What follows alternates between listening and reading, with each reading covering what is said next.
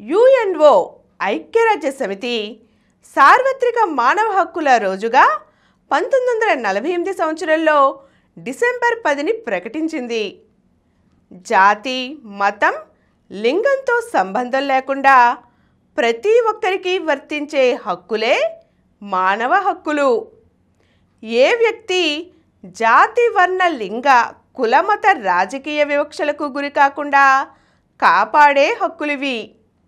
ప్రపంచంలోని ప్రతి వ్యక్తి స్వేచ్ఛ, గౌరవం, సమానత్వాన్ని కాపాడే హక్కులివి.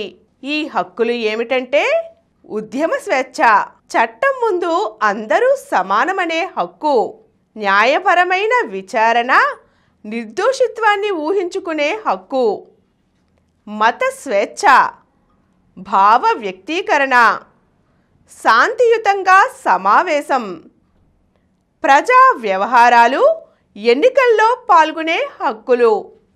ఇవి యుఎన్ఓ ఐక్యరాజ్య సమితి ప్రకటించిన మానవ హక్కులు.